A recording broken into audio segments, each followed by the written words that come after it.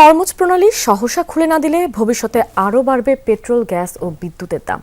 বার্তা সংস্থা এপিকে দেয়া সাক্ষাৎকারে এই শঙ্কার কথা জানিয়েছেন আন্তর্জাতিক জ্বালানি সংস্থা আইইএর প্রধান ফাতিহ বিরল। এ সময় তিনি উল্লেখ করেন, জাপান, ভারত, চীন, পাকিস্তান ও বাংলাদেশ সহ এশিয়ার দেশগুলো জ্বালানির সংকটে সবচেয়ে বেশি ক্ষতিগ্রস্ত হবে। হরমুজ প্রণালী বন্ধের জেরে জ্বালানি সরবরাহ ব্যাহত হওয়ার এই ঘটনাকে ইতিহাসের সবচেয়ে বড় জ্বালানি সংকট আখ্যা দিয়েছেন তিনি।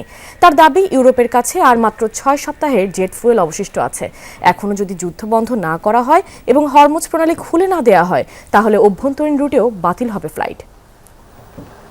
Japan, Korea, India, China, Pakistan, ইরানের উপর ইসরায়েল যুক্তরাষ্ট্রের হামলার কারণে বন্ধ হরমুজ প্রণালী, যার কারণে বিশ্বের কিছু দেশ বেশি ক্ষতিগ্রস্ত। সবচেয়ে বেশি ভুগছে ভারত, পাকিস্তান, বাংলাদেশের মতো এশীয় দেশগুলো, কারণ তাদের জ্বালানির সিংহভাগ আসে হরমুজ প্রণালী দিয়ে। পরের প্রভাব পড়বে ইউরোপ ও আমেরিকায়। এর ফলে দুটি প্রভাব দেখতে পাবো। একটি হলো পেট্রোল, গ্যাস ও বিদ্যুতের উচ্চ মূল্য, অপরটি পেট্রোলজাত পণ্য বাজার থেকে উধাও হয়ে যাওয়া।